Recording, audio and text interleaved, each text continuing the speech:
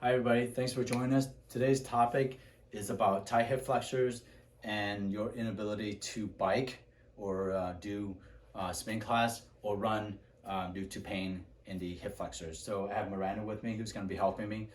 So first we're going to walk you guys through on what tight hip flexors does and what you actually, so some of the things that you can do to test and see how tight your hip flexors are. Now, typically, if you have pain in your hip flexors, the one thing you cannot do is actually contract the hip flexors, or in this case here, bring it into hip flexion. So, so the easiest test for that, guys, is really simple. You're gonna put your hand on your knee here, and then all you're gonna do is just literally lift up your knee and your leg and resist, push downward. Good.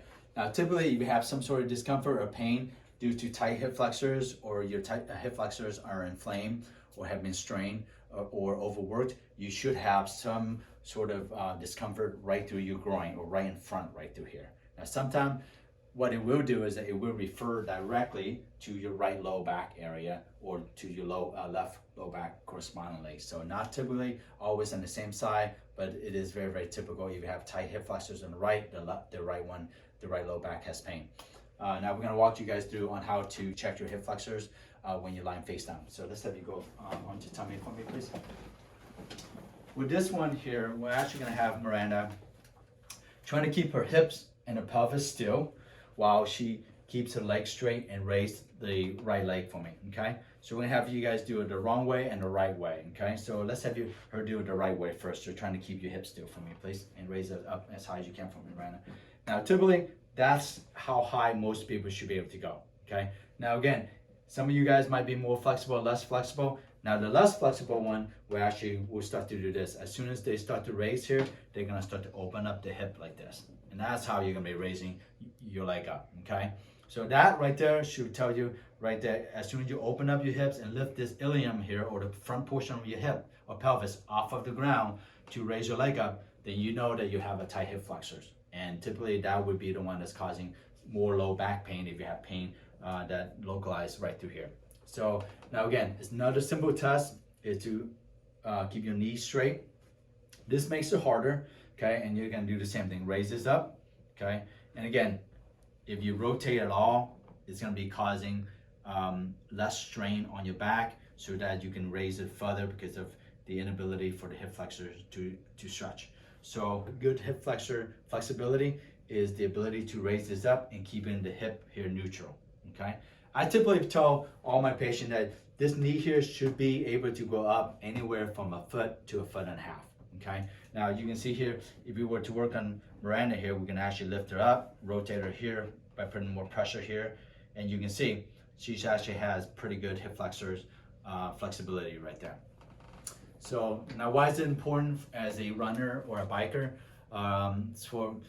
Because the key is this: if you cannot do any hip flexion, as in raising your knee up, you're not going to be able to create a lot of force on your downward pressure with your leg, and of course that's going to limit you guys with regard to your distance wise and also to the amount of force that you propel yourself forward, especially in biking when you want to climb up into the high speed, into the 20 miles per hour. So that's something that a lot of people don't think about.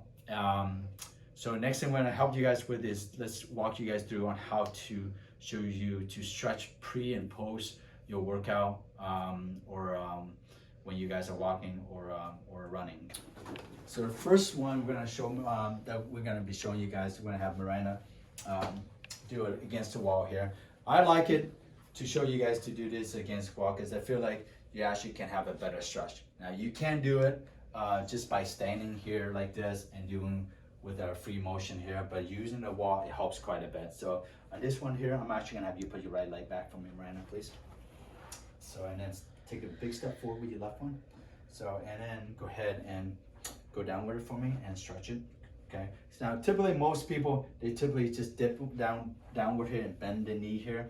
Now what I want you guys to do is really arching back with the back, okay? And with your free hand, put pressure right above your SI joint here, and then lean forward slightly and put nice easy pressure downward and forward this direction. What that's gonna do is gonna stretch your quads out a little more, it's gonna stretch your hip flexor out a little more. Now, I always tell people stretching is very important if you can apply more pressure or more resistance to it, okay? Now, a lot of people out there really don't think that static stretching is important, but that's another topic that we're going to talk about later. But to me, clinically, static stretching is very important, not in the sense of prepping you for activity, but actually to prevent injuries from occurring.